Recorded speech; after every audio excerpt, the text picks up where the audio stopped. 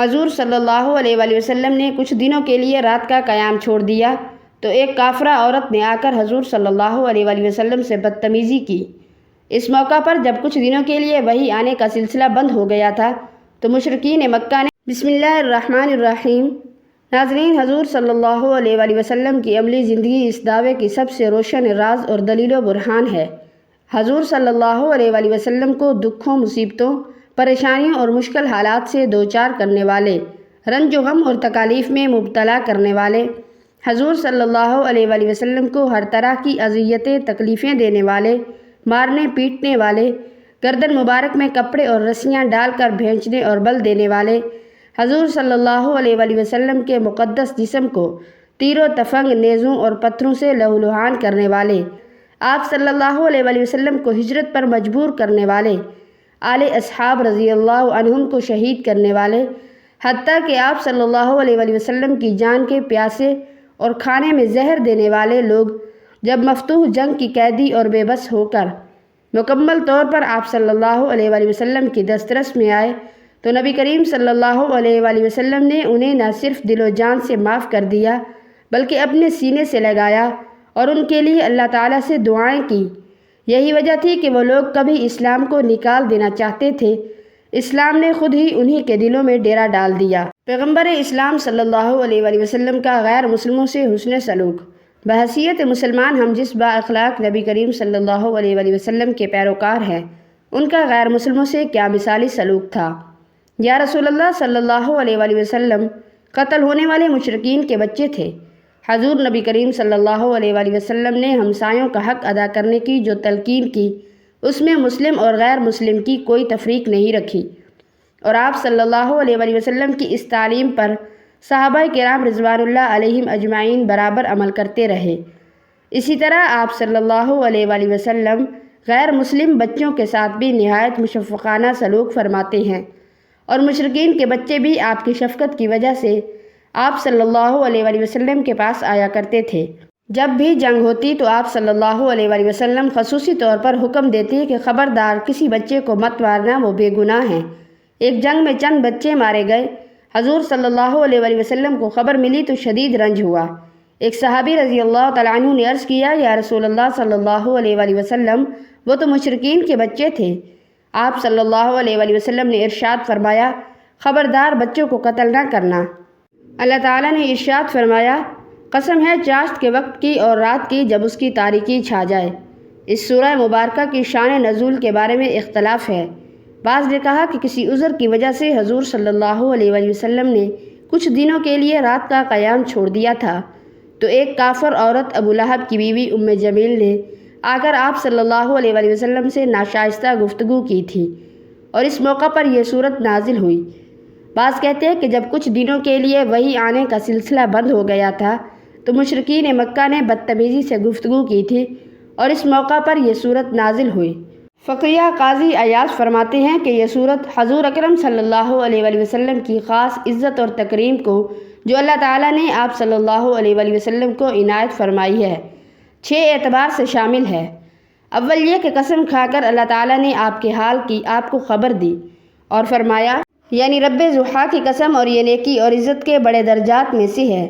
دوسری بات یہ ہے کہ اس صورت میں اللہ تعالیٰ نے یہ بتایا ہے کہ اس کے نزدیک آپ کا بڑا درجہ ہے، اور فرمایا، یعنی تجھ کو تیرے رب نے نہ چھوڑا ہے اور نہ دشمنی کی، اور یہ بھی معنی ہے کہ آپ کو اپنی نبوت اور رسالت کے لیے منتخب کر لینے کے بعد آپ کو نہیں چھوڑا ہے۔ اور آیت کریمہ علامہ بن اسحاق رحمۃ اللہ علیہ نے فرمایا کہ اس کا مطلب یہ ہے کہ آپ کا انجام آخرت میں دنیا کی عزت سے بدرجہ بہتر ہوگا،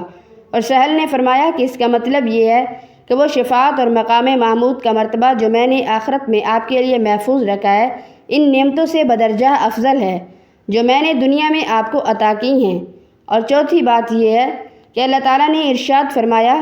اور ان قریب آپ کو آپ کا رب اتنا عطا فرمائے گا کہ آپ راضی ہو جائیں گے۔ یہ آیت ہر قسم کی کرامتوں اور سعادتوں اور دنیا و آخرت کی قسم قسم کی نعمتوں پر مشتمل ہے۔ ابن اسحاق رحمۃ اللہ علیہ نے فرمایا کہ اللہ تعالیٰ آپ کو دنیا میں کشادگی اور آخرت میں ثواب دے کر راضی کر لے گا۔ بعض کا قول ہے کہ اس سے مراد حوض کوثر اور شفاعت ہے۔ یہ دونوں مرتبے اللہ تعالیٰ قیامت کے دن حضور صلی اللہ علیہ وآلہ وسلم کو عطا فرمائے گا۔ بعض آل نبی صلی اللہ علیہ وآلہ وسلم سے روایت ہے کہ اس آیت سے بڑھ کر قرآن کریم میں کوئی آیت زیادہ پر امید نہیں ہے، کیونکہ حضور نبی کریم صلی اللہ علیہ وآلہ وسلم اس وقت تک راضی نہ ہوں گے جب تک ان کا ایک امتی بھی جہنم میں ہوگا۔ پانچویں بات یہ ہے کہ اس صورت میں اللہ تعالیٰ نے اپنی نعمتوں کا شمار کیا ہے اور صورت کے باقی حصے میں ان انعامات کا تذکرہ فرمایا ہے جو اللہ تعالیٰ نے آپ پر ہدایت دینے یا دنیا کے ہادی بنانے کے سلسلے میں کیے ہیں، اور ان کا تذکرہ مختلف تفسیروں میں ہے کہ آپ کے پاس مال نہیں تھا اور اللہ نے آپ صلی اللہ علیہ وآلہ وسلم کو مالدار بنا دیا۔ یوں سمجھیے کہ آپ کے دل میں قناعت اور غنا رکھ دیا۔ آپ یتیم تھے سو آپ صلی اللہ علیہ وآلہ وسلم کے اوپر آپ کے چچا کو مہربان بنا دیا اور ان کے پاس آپ کا ٹھکانہ بنا دیا۔ بعض کہتے ہیں کہ اللہ تعالیٰ نے آپ کو اپنی پناہ میں لے لیا۔ بعض علماء کا قول ہے کہ آپ ایسے یتیم تھے کہ آپ کی مثال نہیں تھی، لیکن اللہ تعالیٰ نے اپنے پاس آپ کو ٹھکانہ دیا۔ بعض علماء کہتے ہیں کہ ان آیتوں کا مطلب یہ ہے، کیا اس نے تم کو نہیں پایا اور تمہارے ذریعے گمراہوں کو ہدایت دی، فقیروں کو غنی بنا دیا، یتیموں کو تمہارے ذریعے پناہ دی۔ اللہ تعالیٰ نے ان آیتوں میں آپ صلی اللہ علیہ وآلہ وسلم کے اوپر اپنے احسانات کو جتلایا ہے، اور تمام تفسیروں سے یہ بات معلوم ہو چکی ہے کہ اللہ تعالیٰ نے کسی بھی حالت میں آپ کو فراموش نہیں فرمایا، خواہ آپ کے بچپن کی حالت تھی، خواہ غربت تھی، خواہ یتیمی کی حالت تھی، خواہ وہ وقت تھا کہ جب آپ صلی اللہ علیہ وآلہ وسلم خود بھی اپنے مرتبے کو نہیں پہچانتے تھے۔ نہ تو آپ صلی اللہ علیہ وآلہ وسلم کے رب نے آپ کو جدا کیا اور نہ آپ صلی اللہ علیہ وآلہ وسلم سے دشمنی کی۔ پھر جب ایسی حالتوں میں جب کہ آپ نبی نہیں تھے اللہ تعالیٰ نے آپ کو فراموش نہیں فرمایا، تو بھلا یہ کیسے ممکن ہے کہ نبی بننے کے بعد اور رسالت کے فریضے کے انجام دہی کے لیے آپ کو منتخب کرنے کے بعد اللہ تعالیٰ آپ سے اپنی نظر کرم پھیر لے گا؟ اور چھٹی بات یہ ہے کہ ان آیتوں میں اللہ تعالیٰ نے آپ کو حکم فرمایا ہے کہ آپ صلی اللہ علیہ وآلہ وسلم اس کی نعمتوں کو ظاہر کریں،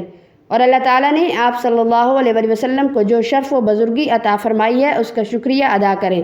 اور شکریہ ادا کرنے کی بہترین صورت یہ ہے کہ آپ اللہ تعالیٰ کے انعامات کو بیان فرمائیں، اور آپ اپنے رب کی نعمتوں کو بیان فرمائیں کا مطلب یہی ہے کہ آپ نعمتوں کا شکریہ انہیں بیان کر کے ہی ادا کریں۔ یہ حکم آپ کے لیے خاص اور آپ صلی اللہ علیہ وآلہ وسلم کی امت کے لیے عام ہے، اور اللہ تعالیٰ کی نعمتوں کو چھپایا نہ جائے بلکہ اسے بیان کیا جائے۔ ناظرین، وسوسے اور برے خیالات سے بچاؤ کے لیے یہ دعا پڑھا کریں۔ اے اللہ، بنا دے میرے دل کے خیالات اپنا خوف اور اپنی یاد، اور لگا دے میری ہمت اور میری خواہش ان کاموں میں جو تجھ کو پسند ہوں اور تو ان سے راضی ہوتا ہو۔ برے خیالات کو اچھے خیالات میں بدلنے کے لیے یہ بہترین دعا ہے۔ دعا ہے کہ اللہ تبارک و تعالی ہمیں دین سمجھنے کی توفیق عطا فرمائے اور ہمارا خاتمہ ایمان پر فرمائے، آمین ثم آمین۔ ناظرین، اللہ تعالیٰ کے 99 ناموں میں سے ایک نام کمنٹ باکس میں ضرور ٹائپ کریں۔